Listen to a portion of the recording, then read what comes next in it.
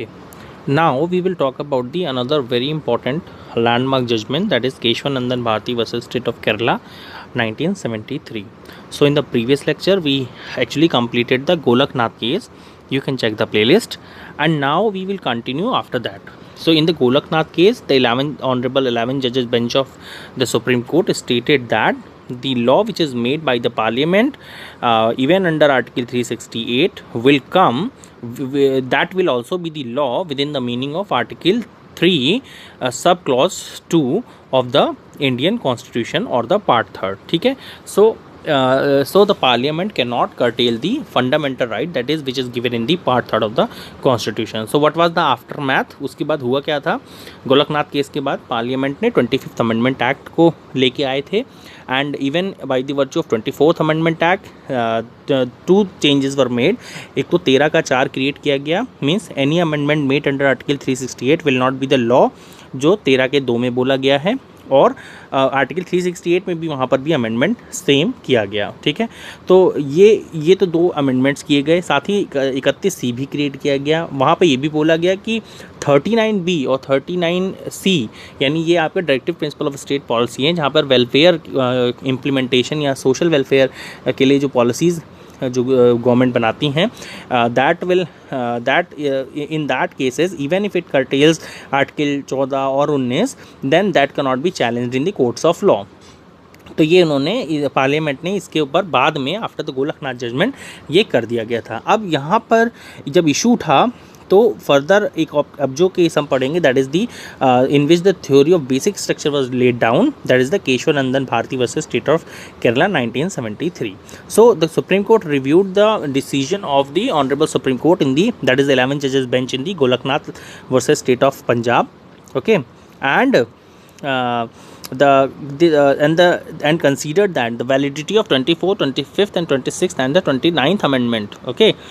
Actually all these amendments were in the question, so as they were challenged, so the case was heard by the largest ever bench of the honorable supreme court. तो 13 judges bench यहाँ पे थे, सबसे जो है largest bench है, since means in this the present case the largest bench was the 13 judges bench. ठीक है. till now it is the largest one. See, the 13 judges bench of honorable supreme court upholding the validity of clause 4 of article 13 का जो मैंने अभी बताया उन्होंने create कर दिया था, उन्होंने उसे कॉन्स्टिट्यूशनली वैलिड बोला. And the corresponding provision in this article 368 का 3, उधर भी आर्टिकल 368 में जो अमेंडमेंट जहाँ से किया था उसमें भी ये 3rd क्लॉज को ऐड किया गया, inserted by the 24th amendment act. Okay. And court settled in the favour of the view of the parliament has power to amend the fundamental right. But उन्होंने एक लाइन यहाँ पे बता दी, वो ये थी कि basic structure should not be touched upon. आप कुछ भी करें लेकिन बेसिक स्ट्रक्चर को ना छेड़ें. बेसिक स्ट्रक्चर का मतलब आप देखिए फंडामेंटल राइट पार्ट 3rd को नहीं कर्टेल करेंगे आप, और प्रियम्बल में जो बातें लिखी गई हैं, ठीक है, preamble is the summary of the constitution. Basic structure actually जैसे कि सुप्रीमेसी ऑफ लॉ है, जुडिशरी है, जुडिशल रिव्यू है, एंड separation of powers जो हैं, even article 50 talks about the judiciary and legislature. There should be there is a separation of powers in that. So all the things should not be touched upon, and ये सारी बातें जो थी basic structure doctrine की यहाँ पर जो थी लेड डाउन की गई. ठीक है. अब अगर हम बात करेंगे Minerva mill versus union of India, very important judgment again. Minerva mill versus union of India में देखिए, पहले मैं समरी बताता हूँ, फिर हम बाद में डिटेल में जाते हैं. देखिए मिनर्वा मिल केस में क्या था कि एक जो इशू उठ रहा था वो ये था, क्या directive principle of state policies को इम्प्लीमेंट करने के लिए क्या directive principle of state policies prevail करेंगे फंडामेंटल राइट पे, अगर वो बनाने ऐसी पॉलिसीज़ बनाने पे स्टेट जो होते हैं.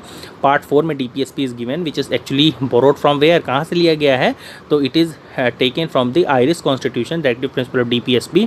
अच्छा, fundamental duties has been taken borrowed from the USSR, तो आयरिश कॉन्स्टिट्यूशन से लिया गया है. तो यहाँ पे क्वेश्चन ये था, क्या फंडामेंटल राइट और DPSP में अगर कन्फ्लिक्ट होगा तो क्या DPSP प्रिवेल करेंगे कि फंडामेंटल राइट प्रिवेल करेंगे. तो इसका जो डिसीजन था वो मिनर्वा मिल में सेटल किया गया, इस बात को डिस्कस किया गया. तो एक क्वेश्चन ये भी था कि whether the primacy should be given to DPSP और द फंडामेंटल राइट. ठीक है. सो जैसे कि मैंने आपको बताया था कि 31C के अमेंडमेंट जो आर्टिकल ऐड किया गया था बाय 25th अमेंडमेंट, उसमें बोला गया था कि 39B और 39C को, जो directive principle of state policy के पार्ट हैं, इसमें अगर कोई भी लॉ बनाया जाएगा regarding the any kind of reforms, ठीक है, जो भी हमारे, जैसे कि हमने पढ़े थे law reforms, sorry agrarian reforms, land reforms वगैरह में, इन सब में जो भी काम किया जाएगा regarding the welfare by the state, that should be challenged in any court and even if they violate the article 14, 19 and so and so forth, तो वो नहीं किए जाएंगे। तो इसको जब चैलेंज किया गया तो इसमें मिनर्वा मिल में ये बोला गया कि ओनली 2 ही आर्टिकल यानी 39 का बी और सी के केस में डायरेक्टिव प्रिंसिपल को हमें क्या करना है, हमें नेगेट नहीं करना है, बस उस only these 2 fund direct DPSPs the can be ऐसा नहीं कि इन्हें सुपीरियर माना गया है, लेकिन हमें एक बैलेंसिंग अप्रोच रखनी है। 2 इंटरप्रिटेशन होते हैं, एक तो होता है we should state they struck down, और दूसरा इंटरप्रिटेशन होता है कि हारमोनियसली हम कंस्ट्रूड करें।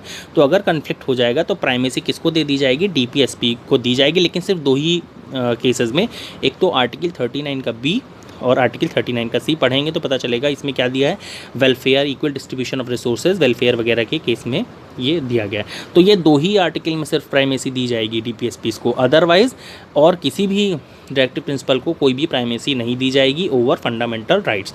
तो this is actually the crux of the Minerva mill versus union of India. तो कहीं कहीं आपने पढ़ा होगा in which judgement the primacy to the directive principle of state policy was given over the fundamental right. तो ये इस correct statement पूरी तरह से नहीं है, वहाँ पे आपको ये बोलना है कि आर्टिकल 39B और 39C को ही सिर्फ प्राइमेसी दी जाएगी। और हमें तब भी ये देखना होगा कि कहीं वो पार्ट 3 को इफेक्ट तो नहीं कर रहे हैं, क्योंकि अगर वो पार्ट 3 यानी basic structure of the constitution के पार्ट को इफेक्ट करेंगे, of the constitution fundamental right को अगर एब्रिज करेंगे, टेक अवे करेंगे, तो still the court can struck them, can struck down these provisions and any law made for these welfare policies। तो ये दो, that was the gist। अब हम थोड़ा सा डिटेलिंग करते हैं इस जजमेंट की। देखिए, now in the Minerva mill versus union of India, so let's start। The Honorable Supreme Court declared Section 4 and Section 55 of the 42nd Amendment Act as unconstitutional। ठीक है, यहाँ पर जो था इसके थ्रू क्या किया गया था, इन्होंने प्राइमेसी दे दी थी किसको, DPSP को ओवर द फंडामेंटल राइट्स। ये देखिए 42nd पूरे अमेंडमेंट की बात नहीं कर रहा है, 42nd amendment is a mini constitution, इसमें बहुत सारे अमेंडमेंट हैं। तो इसमें सिर्फ एक सेक्शंस की हम बात करें, Section 4 and Section 5 of the 42nd Amendment Act। Hence the Parliament cannot emasculate the fundamental right of the individual including the right to liberty and the equality। ठीक है, so this was the ratio that these are the these points of starting 2 points are the main crux of the judgment। ठीक है, so parliament cannot take away the fundamental right enshrined in the part 3rd of the constitution।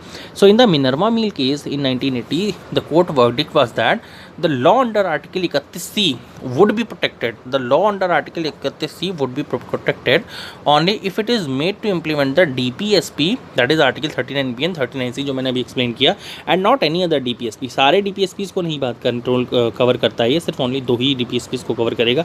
The extension to all the DPSP was also declared as unconstitutional and void by Supreme Court in the Minerva Mill case 19 and 80। अब थोड़ा सा और detail में इसमें जाते हैं, case summary में जाते हैं। So in the present case, the researchers will deal the following issues of the will deal with the following issues। क्या क्या issues होंगे वो हम पहले बात करेंगे। पहला issue क्या है, whether the amendment introduced by section 4 and 55 of the constitution, that is 42nd amendment act में। अच्छा, amendment act के अंदर एक चीज़ मैं बता दूँ, उसमें क्या होता है, जब भी कोई amendment आता है उसमें आप देखेंगे सेक्शंस होते हैं। आप कंफ्यूज हो रहे होंगे कि मैं आर्टिकल क्या कर रहा हूँ, कॉन्स्टिट्यूशन में तो आर्टिकल होता है। तो याद रखिएगा कि जब अमेंडमेंट्स होते हैं उसमें सेक्शंस होते हैं। ठीक है, तो 42nd अमेंडमेंट एक्ट 1976 में एक सेक्शन 4 और सेक्शन 5 ही बस क्वेश्चन में था, इन क्वेश्चन था, इन इशू था। सो क्यों था, क्योंकि ये क्या कर रहा था, डैमेज कर रहा था basic structure of the constitution, and it was laid down in the Kesavananda Bharati versus union state of Kerala में लेड डाउन किया गया था। तो ये उसको वायलेट कर रहा था। मिनर्वा मिल केस जो है आफ्टर दी केशवानंदन भारती का है। ओके, सो अब देखिए इसमें क्या होगा, whether the directive principle of state policy contained in part, देखिए DPSP पार्ट 4 में है, can have the primacy over the fundamental right which is conferred under part 3rd of the constitution। ये सारी बातें मैंने आपको डिटेल मैंने समरी में बता दी हैं। वैसे तो DPSP को क्या हम जो पार्ट 4 में है क्या उन्हें प्राइमेसी देंगे, तो देखिए जजमेंट यहाँ पे देखिए बाई द मेजॉरिटी ऑफ 4:1, देखिए 4:1 की जजमेंट है, 4 in majority and 1 in dissenting one, okay, the minority part. So the court held that section 4 of the Constitution 42nd Amendment Act 1976 as being unconstitutional on the ground of violation of the basic structure. Similar section 55 was also held to be unconstitutional. तो दोनों को unconstitutional किया गया, इन दोनों sections को, ठीक है. Not the whole 42nd amendment, पूरे 42nd अमेंडमेंट की बात नहीं हो रही है, इन दो ही की बात हो रही है. The majority opinion was delivered by honourable chief justice Chandrachud on the behalf of honourable justice Gupta.